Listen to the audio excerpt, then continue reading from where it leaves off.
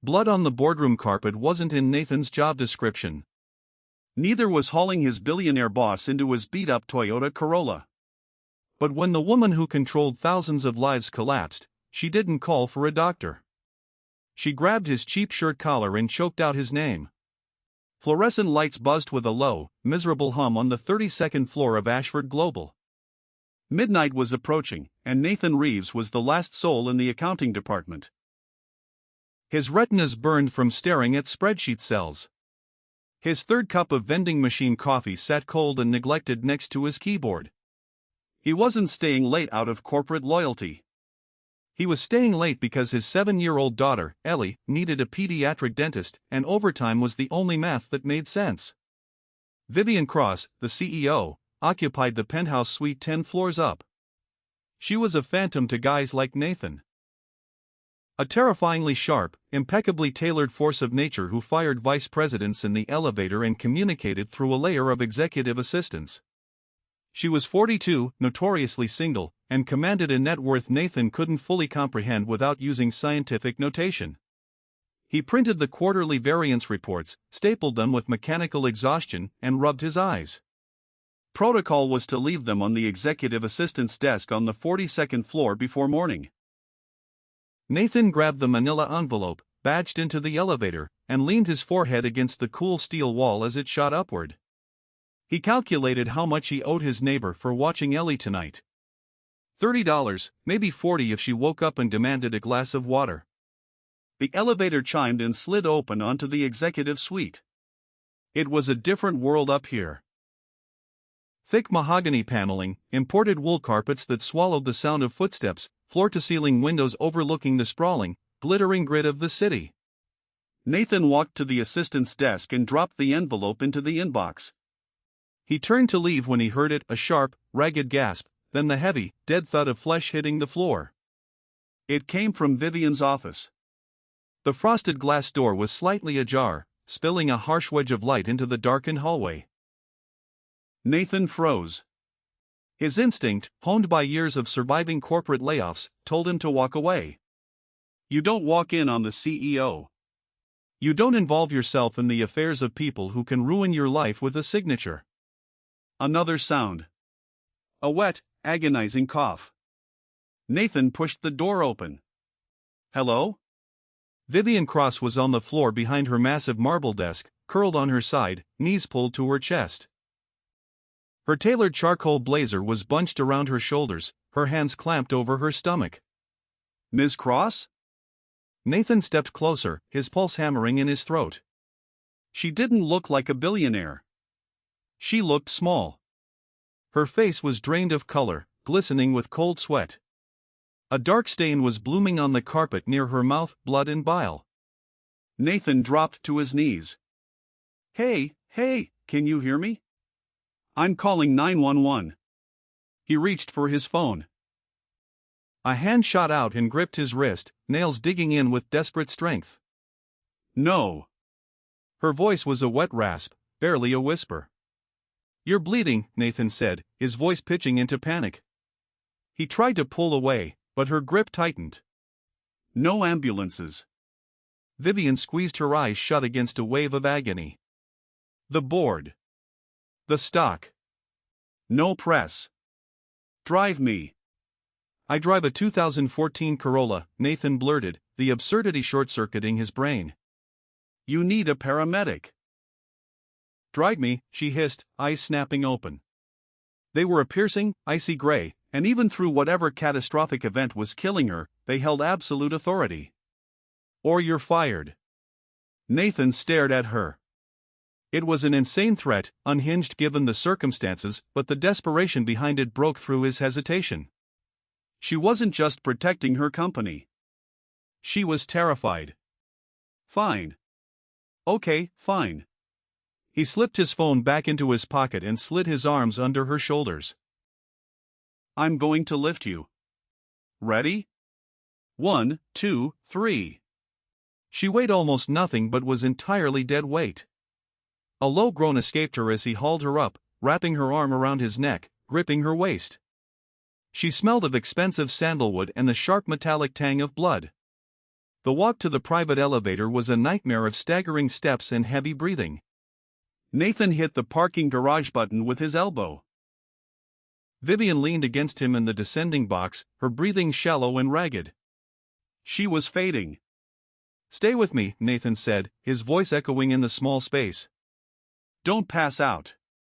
"What is it, your heart?" "Stomach," she gritted out. "Ulcer. I think it burst. Perforated. Sepsis. Internal bleeding." Nathan's mind raced through every online horror story he'd read during his own stress-induced stomach pains. He dragged her into the concrete expanse of the garage, practically carrying her to his scratched gray Corolla. He wrestled the passenger door open, folding her carefully into the seat, sweeping a stray toy horse off the floorboard as she slumped against the worn fabric, head rolling. Nathan drove with reckless, frantic focus, running 2 red lights, knuckles white on the wheel. Beside him, Vivian had gone silent. Too silent. Her chest barely rose and fell. "Ms. Cross." Nathan yelled over the struggling engine. "Vivian, keep your eyes open." She didn't answer. The woman who owned half the skyline was bleeding out on upholstery he couldn't afford to clean. Sliding glass doors parted with a mechanical whoosh, letting in the chaotic, sterile air of the emergency room. Nathan burst through, half carrying, half dragging her. "I need help." His voice cracked over the murmur of the waiting room. "She's hemorrhaging." A nurse behind the plexiglass looked up, annoyed, then saw the pallor on Vivian's face and the blood on Nathan's shirt, and the apathy vanished. She slammed a button. 2 orderlies rushed out with a gurney and pried Vivian from his grip. She was a rag doll in a ruined designer suit. "What happened?" one orderly demanded, strapping her in. "She collapsed. Said it was an ulcer. It ruptured." Nathan stepped back, chest heaving, hands shaking. He looked at his palms, stained red. They wheeled her through heavy double doors, leaving him alone in the waiting room. The adrenaline that had carried him for the last 20 minutes evaporated, leaving a hollow, vibrating exhaustion. He backed into a plastic chair and collapsed into it, pulling out his phone. 3 texts from Mrs. Whitfield: "Ellie is asleep. No rush." He exhaled and dropped his head into his hands. He should leave. He'd done his part. He was an employee, not a friend, not a guardian. He didn't even know her middle name. "Excuse me?" Nathan looked up. A young clerk stood over him with a clipboard. "Are you the one who brought in the Jane Doe?" "She's not a Jane Doe," Nathan said, wiping sweat from his forehead. "Her name is Vivian Cross." The clerk blinked. "Cross? As in Ashford Global?" "Yeah." Her eyes widened before she masked it with practiced professionalism. "Okay. We need her intake forms filled out, insurance, medical history, allergies. And we need to contact her next of kin. She's being prepped for emergency surgery. Her abdominal cavity is filling with blood." Nathan stared at the clipboard. "I don't know any of that. I just work for her. I'm a financial analyst." "We need someone to sign the surgical consent," the clerk insisted. "If she's not conscious, we need her medical proxy or a family member." "Can you call her husband, her parents?" "I don't think she has a husband," Nathan said, taking the clipboard, staring at the empty boxes. "I'll try to find someone." For 10 frantic minutes he searched the internet on his phone. Vivian's public profile listed no spouse. Her parents were deceased. No siblings mentioned. He found an after-hours emergency line for Ashford Global's HR department and dialed. Straight to generic voicemail. He tried her executive assistant's line. It rang until it disconnected. The woman was a ghost. A highly publicized, ridiculously wealthy ghost. She'd built an empire, employed thousands, yet at 1 a.m. on a Tuesday, while bleeding out on a surgical table, there was no one in the world to answer the phone for her. A doctor in blue scrubs burst through the swinging doors, scanning the room until he locked eyes with Nathan. "You brought in Vivian Cross?" Nathan stood. Yes.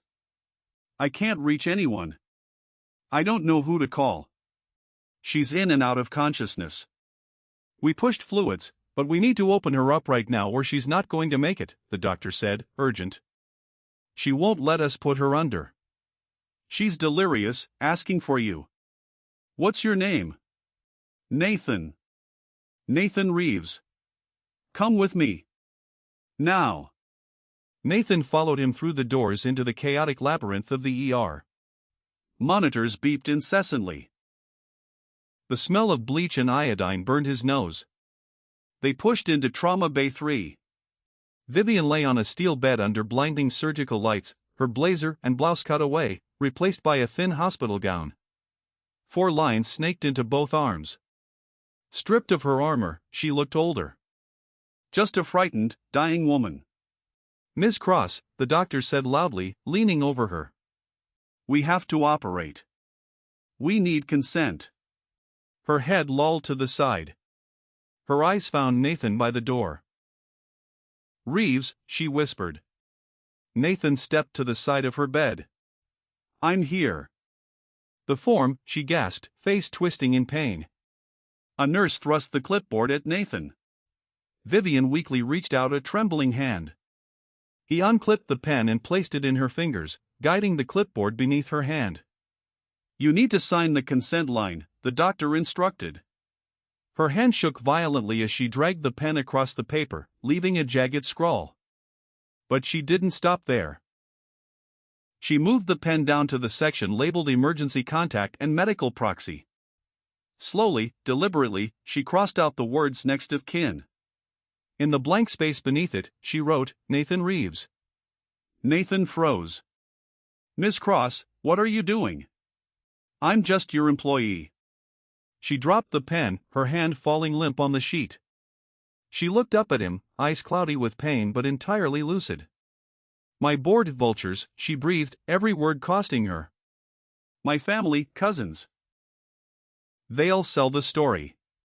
Pull the plug to divide the shares. She stared at her own handwriting. You didn't call the press. You didn't leave me. You're it, Reeves.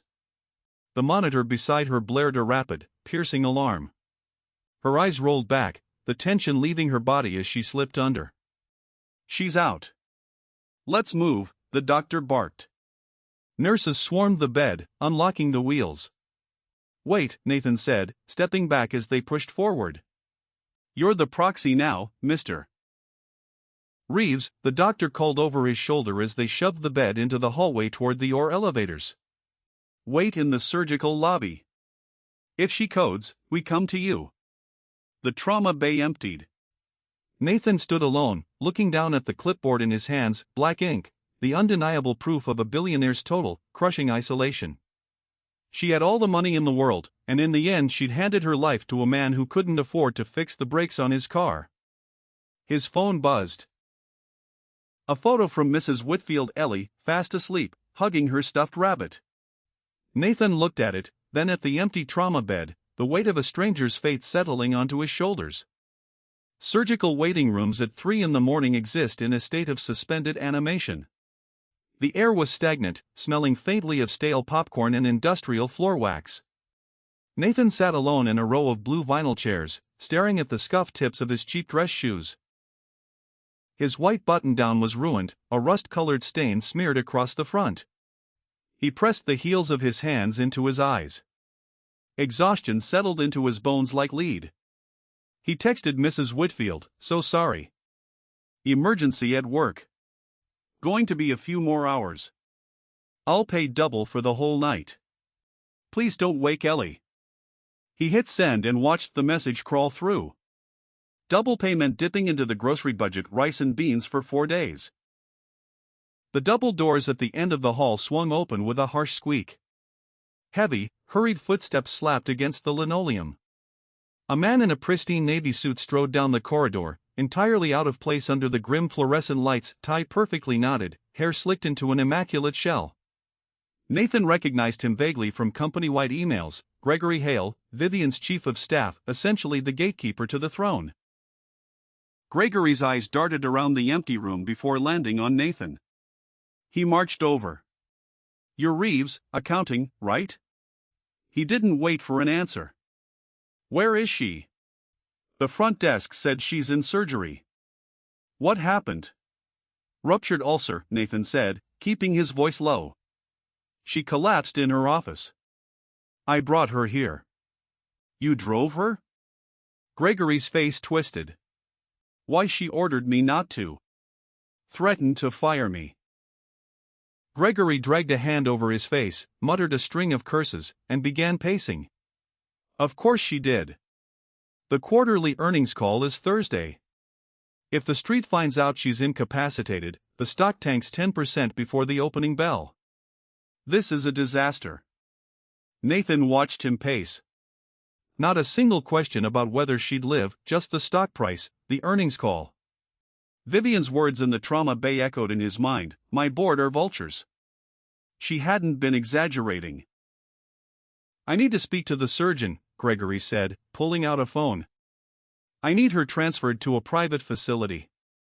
This place is a public meat grinder. And I need the board on a secure line to draft a press release. Interim leadership protocol." "She's in the middle of emergency surgery," Nathan said flatly. "You can't transfer her." "I have corporate legal on speed dial, Reeves," Gregory snapped, stopping to glare at him. "I can do whatever is necessary to protect the company." Before Nathan could respond, the heavy doors to the surgical wing pushed open. A surgeon in green scrubs stepped out, exhausted, pulling off his cap and wiping his brow. Gregory intercepted him immediately. "Doctor, I'm Gregory Hale, Chief of Staff for Ms. Cross.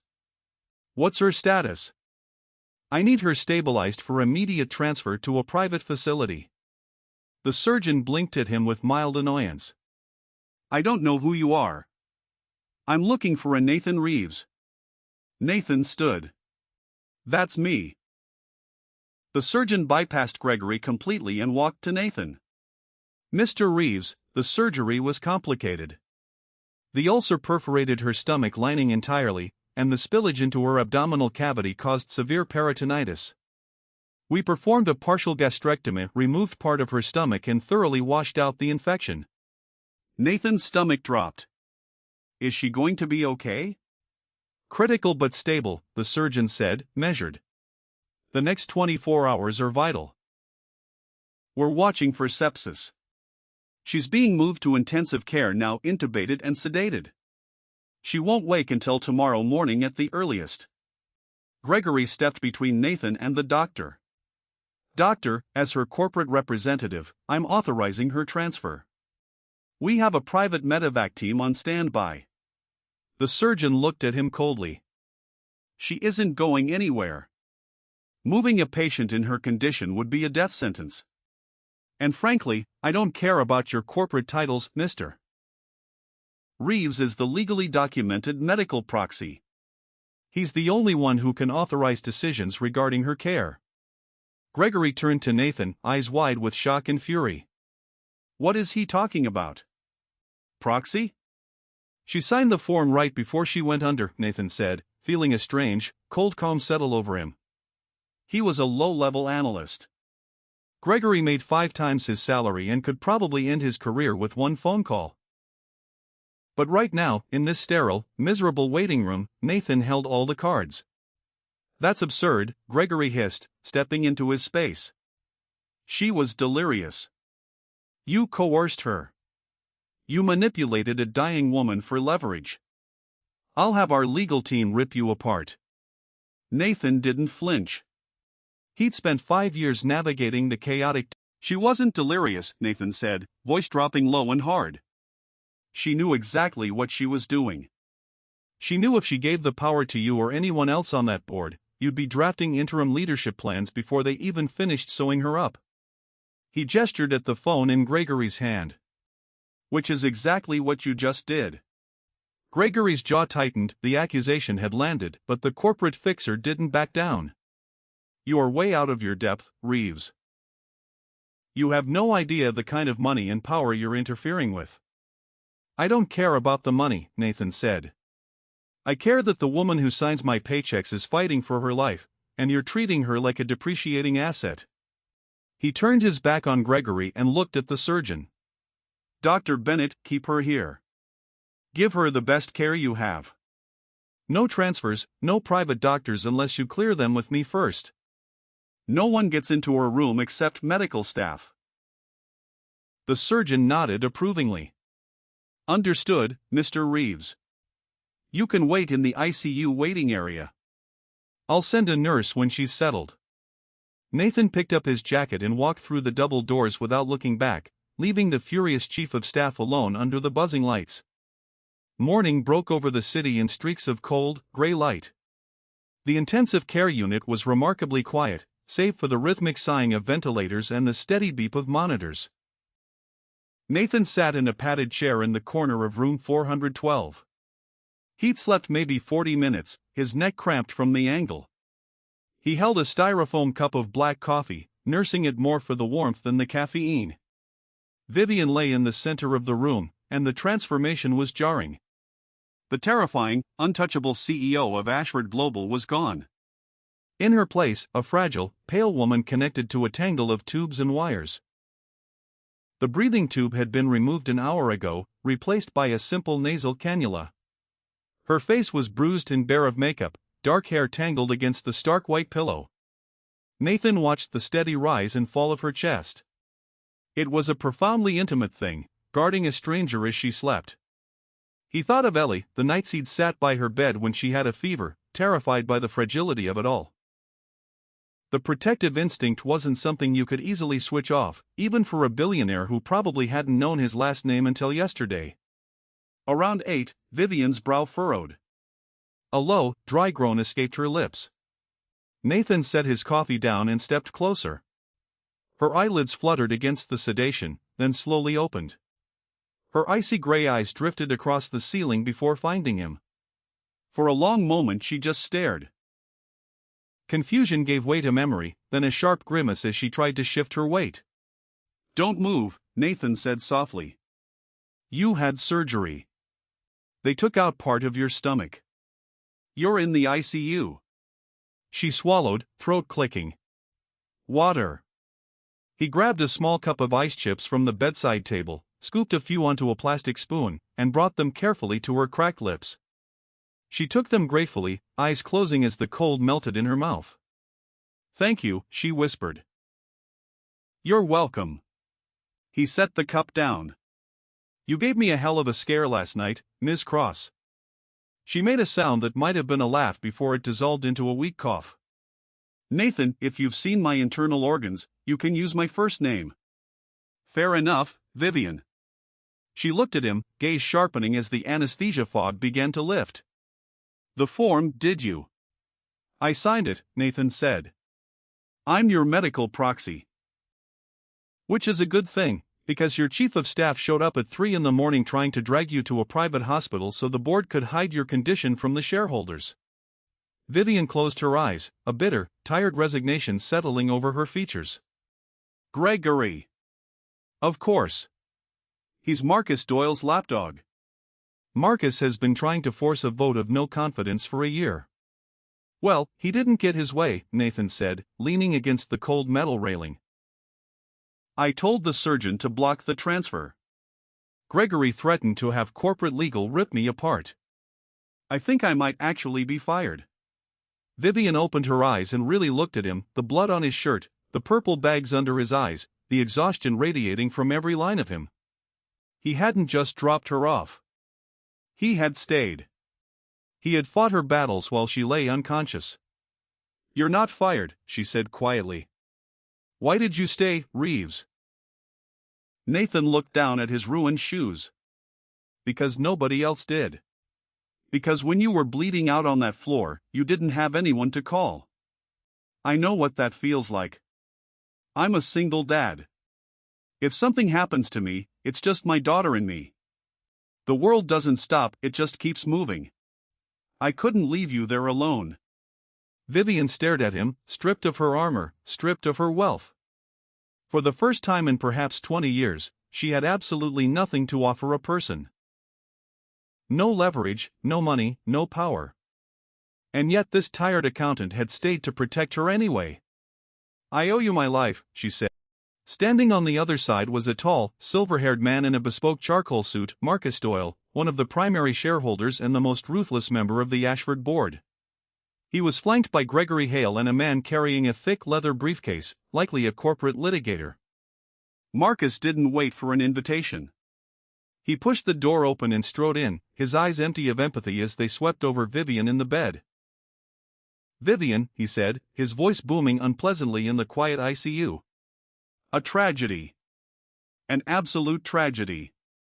But the market opens in an hour, and we have a company to protect." He turned his cold gaze on Nathan. "And you must be the employee currently obstructing company business. Mr. Reeves, is it?" Nathan straightened his spine. He was exhausted. He missed his daughter. He wanted nothing more than to go home and sleep for a week.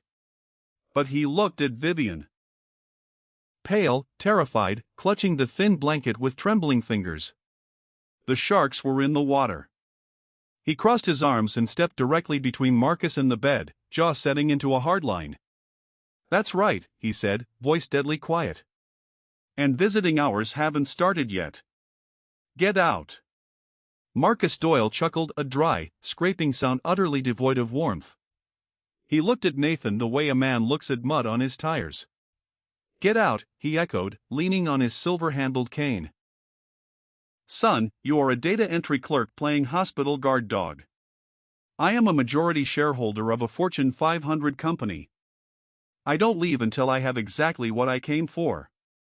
The lawyer beside him snapped his briefcase open on a rolling tray table, producing a stack of dense, typed documents and a heavy gold fountain pen.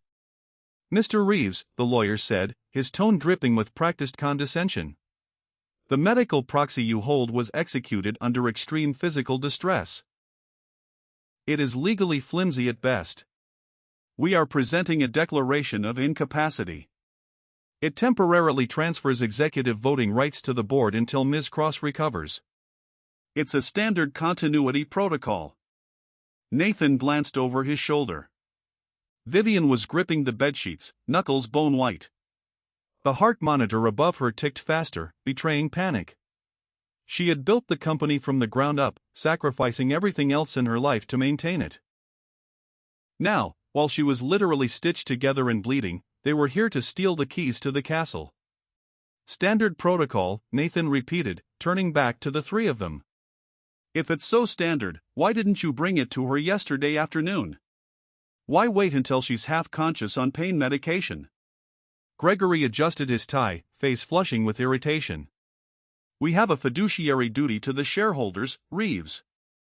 The market opens in 45 minutes. If we don't announce a stable transition of power, we lose billions.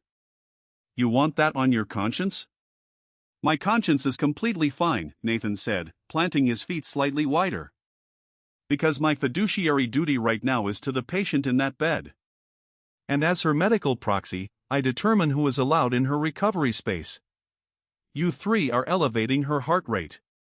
You are a medical risk." Marcus Doyle's eyes narrowed to dangerous slits. The thin veneer of corporate civility evaporated, leaving raw, predatory cruelty. "Listen to me, you insignificant little man. I know exactly who you are. Nathan Reeves, senior analyst, salary of $85,000 a year. You live in a rented 2-bedroom apartment. You have a 7-year-old daughter. You are one missed paycheck away from total bankruptcy." Nathan felt the blood drain from his face. The mention of Ellie sent a cold, violent spike of adrenaline through his chest. Marcus smiled, sensing the direct hit. "Walk out of this room right now. Go home to your little girl. If you do, there will be $100,000 in your bank account by noon as a bonus for your heroic service last night. If you stay in my way, you will be fired before you reach the elevator. You will never work in finance in this city again. I will personally see to it." It was a crushing, overwhelming threat. $100,000 was a new car. It was Ellie's college fund. It was sleep filled with peace instead of financial terror. All he had to do was step aside. All he had to do was abandon a woman who had no one else in the world to protect her. Nathan looked at the lawyer. He looked at Gregory. He looked at Marcus Doyle's smug, victorious face. Then he reached over and pressed the red call button on the wall. "What are you doing?" Gregory hissed. "Security is stationed at the end of the hall," Nathan said smoothly. "I saw them when I walked in. 2 off-duty cops." Marcus's face purpled with rage. "You are throwing away your life." "I'm keeping my soul," Nathan replied. "And you're leaving." A burly nurse stepped into the room, immediately assessing the tense standoff. "Is there a problem here, Mr. Reeves?" "Yes," Nathan said. "These men are trespassing. They're upsetting the patient. Please have security escort them out of the hospital." Marcus slammed his hand down on the metal tray table. "This isn't over, Vivian," he shouted past Nathan. "You can't hide behind a desk jockey forever." Nathan took a step toward him. He didn't yell. He didn't raise his hands. He just looked the billionaire dead in the eye with the exhausted, unbreakable stare of a father who had survived worse than corporate bullies. "Get out," Nathan whispered. The men finally retreated. The heavy glass door swung shut behind them, sealing the sterile quiet of the ICU back into the room. Nathan stood there for a long time, his hand shaking slightly as the adrenaline receded, leaving a hollow ache in his stomach. He had just detonated his career. He was unemployed. He had no safety net. A weak, raspy voice broke the silence. "Reeves." Nathan turned. Vivian was watching him, tears pooling in the corners of her icy gray eyes, not from physical pain, but from something else entirely. A profound, shattering disbelief. "You stayed," she whispered. "He threatened your child. He offered you money. And you stayed." Nathan walked back to the chair and sat down heavily. "I guess I'm just terrible at office politics." Vivian let out a soft, ragged breath. "They're going to try to fire you." "I know. They can't." Her voice found a sudden, ironclad resolve, quiet, but unmistakably the voice of a CEO.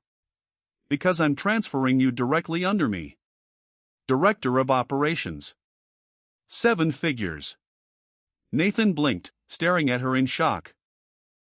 "Vivian, you're on painkillers. You can't make HR decisions right now." "I can do whatever I want," she replied fiercely. "I spent my whole life building a machine, Reeves. A machine full of vipers. I thought money was armor. But when I was dying on that floor, the only thing standing between me and the dark was you. You don't buy loyalty like that. You reward it. You protect it." She reached out a pale, trembling hand across the metal bed rail. Nathan looked at it. He didn't shake it like a corporate deal, he simply held her fingers, offering the plain, human warmth she'd been deprived of for decades. "Go home to your daughter, Nathan," Vivian said softly, her eyes drifting closed as the monitor settled into a steady, peaceful rhythm. "I'll be here when you get back." Nathan released her hand, pulled the blanket up to her shoulders, and quietly slipped out of the room. He walked down the long, sterile corridors, his ruined shoes squeaking faintly against the linoleum. When he finally pushed through the sliding glass doors of the main entrance, the bright, freezing morning air hit him like a physical blow. The city was waking up. High above, the glass spire of Ashford Global caught the morning sun, gleaming like a fortress. He drove home in silence, hands resting lightly on the wheel of his battered Corolla. When he finally unlocked the door to his cramped apartment, he crept down the narrow hallway and pushed open the door to Ellie's room. She was sprawled across her mattress, tangled in her mermaid sheets, breathing the deep, peaceful breaths of a child who knew she was safe. Nathan leaned against the doorframe, smiling through his tears. He had saved an empire tonight. But looking at his daughter, he knew he already had everything that mattered.